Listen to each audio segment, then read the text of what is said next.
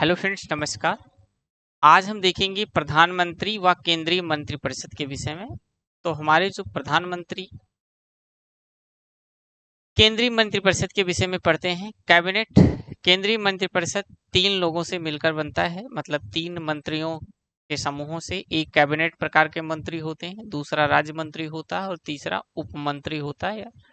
ठीक। मंत्रिपरिषद की अगर बात करें तो राष्ट्रपति की सलाह पर प्रधानमंत्री के सलाह पर राष्ट्रपति जो है अन्य मंत्रियों की जो है नियुक्ति करता है। ठीक।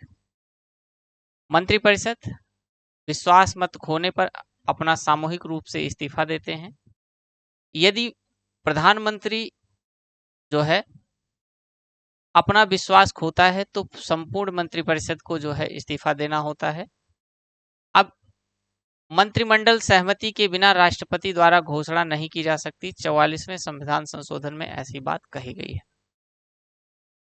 योग्यता की बात अगर हम करें तो भारत का नागरिक होना चाहिए। उम्र 25 वर्ष कम से कम। लोकसभा सदस्य बनने के लिए 25 वर्ष या उससे अधिक उम्र होनी चाहिए। राज्यसभा का सदस्य बनने के लिए 30 वर्ष या उससे अधिक उम्र होनी चाहिए।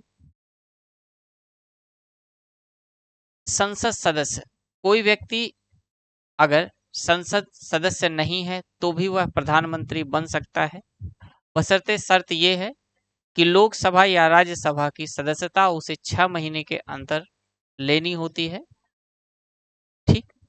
कुल मंत्रियों की बात करें अगर लोकसभा में, तो लोकसभा में कुल मंत्री जितनी सीटें हैं, कुल सीटों का 15% सीटों के अंतर्गत ही मंत्री बनाए जा सकते हैं। अधिकतम 81 पीएम सहित की बात की गई है। 91वें संविधान संशोधन में ये प्रावधान किया गया। इसके बाद बात करें हम इसकी शपथ की, तो प्रधानमंत्री की नियुक्ति और त्याग पत्र दोनों की बात करें तो प्रधानमंत्री की नियुक्ति यानी प्रधानमंत्री को जो शपथ दिलाता है वो राष्ट्रपति दिलाता है, और प्रधानमंत्री अपना त्याग पत्र भी राष्ट्रपति को ही सौंपता है। अन्य मंत्रियों की नियुक्ति प्रधानमंत्री की सिफारिश पर राष्ट्रपति द्वारा किया जाता है। वेतन भत्ते की बात करें तो 75(6) में जो है अनुच्छेद 75(6) में जो है इसको भारत के संचित निधि द्वारा वेतन दिया जाता है। कार्यकाल की बात करें अगर तो इसका कार्यकाल यानी लोकसभा के सदस्यों का जो कार्यकाल होता है 5 वर्ष होता है, अगर लोकसभा विघटित नहीं होती है तो। अब बात करेंगे प्रधानमंत्री की, तो प्रधानमंत्री सदन का प्रमुख नेता होता है, संसदीय राजनीतिक प्रणालियों का प्रमुख होता है। यह अध्यक्ष कई सारे आयोगों का अध्यक्ष होता है, जैसे नीति आयोग का अध्यक्ष होता है, राष्ट्रीय एकता परिषद व भारतीय वन जीव बोर्ड का अध्यक्ष होता है, राष्ट्रीय आपदा प्रबंधन प्राधिकरण का अध्यक्ष होता है। कौन होता है? प्रधानमंत्री होता है। बात करें प्रमुख अनुच्छेदों की, तो 74वां अनुच्छेद यह कहता है कि मंत्रिपरिषद का गठन के विषय में बताता है कि एक मंत्रिपरिषद होगी। 75 में कहता है कि पीएम व अन्य मंत्रियों की क्या क्या अर्हताएं होंगी और उनकी नियुक्ति कैसी होगी, कैसे कार्यकाल कितना होगा, इसके में बताता है। 75(1) कहता है कि पीएम की नियुक्ति राष्ट्रपति द्वारा होगी। तो 75(1) को आप याद रखिए। 75(1) में कहा गया है कि प्रधानमंत्री की नियुक्ति राष्ट्रपति द्वारा होगी। 75(2) में कहा गया है कि मंत्रिपरिषद राष्ट्रपति के प्रसाद पर्यंत कार्य करेगा। 77 में कहा गया है कि सभी कार्य राष्ट्रपति के नाम पर होंगे। 78 में कहा गया है मंत्रिपरिषद प्रस्तावों की सूचना राष्ट्रपति को सौंपेगी। यानी मंत्रिपरिषद का यह दायित्व होगा कि जो भी बिल है या किसी भी संशोधन या कुछ भी चीजें हैं तो उसके विषय में राष्ट्रपति को अपडेट करता रहे। अब बात करेंगे भारत के प्रधानमंत्री। पहले प्रधानमंत्री थे पंडित जवाहरलाल नेहरू। 15 अगस्त 1947 को देश आजाद हुआ, उसी दिन भारत के प्रधानमंत्री पंडित जवाहरलाल नेहरू बने। ठीक। और अब तक का सबसे लंबा कार्यकाल पंडित जवाहरलाल नेहरू का रहा है। इसके बाद गुलजारी नंदा कार्यवाहक प्रधानमंत्री के रूप में होते हैं, फिर लाल बहादुर शास्त्री, फिर गुलजारी नंदा फिर कार्यवाहक के रूप में होते हैं। इंदिरा गांधी, मोरारजी देसाई, चौधरी चरण सिंह, इंदिरा गांधी फिर बनती हैं, राजीव गांधी, तो इस तरह से बनते हैं। कुछ केंद्रीय सरकार 1989 के बाद केंद्रीय सरकार का गठन होता है, ठीक, जिसमें अविश्वास प्रस्ताव द्वारा हटने वाले पहले प्रधानमंत्री पीवी सिंह होते हैं।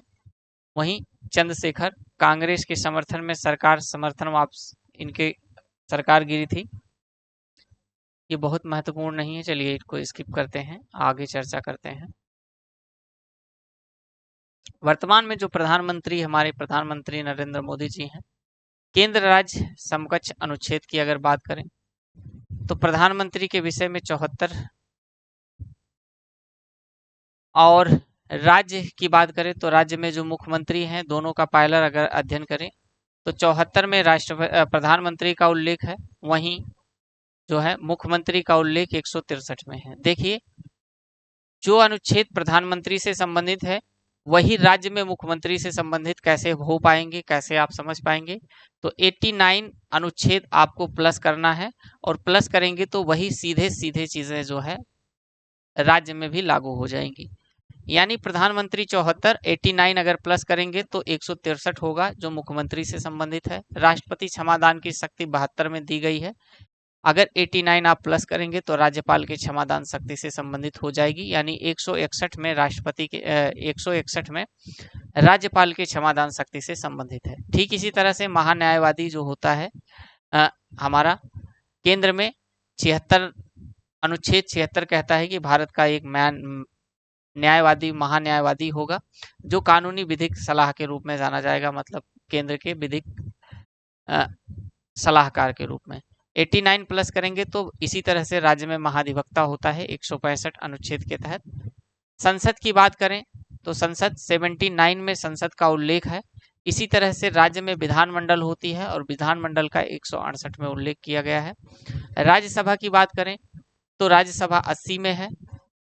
89 आप प्लस करेंगे तो विधानसभा हो जाएगी, यानी 169 में जो है विधानसभा का उल्लेख है, सॉरी विधान परिषद का उल्लेख है। लोकसभा की बात करें तो लोकसभा 81 में है। 89 प्लस आप करेंगे तो विधानसभा हो जाएगी जो 170 में है।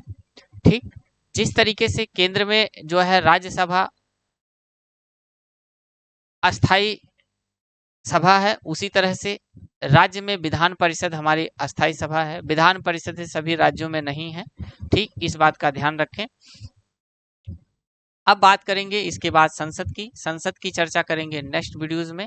आज के वीडियोस में इतना ही। अगर वीडियो पसंद आई तो लाइक करिए, चैनल पर नए हैं सब्सक्राइब करिए और शेयर करना ना भूलिए। थैंक यू दोस्तों।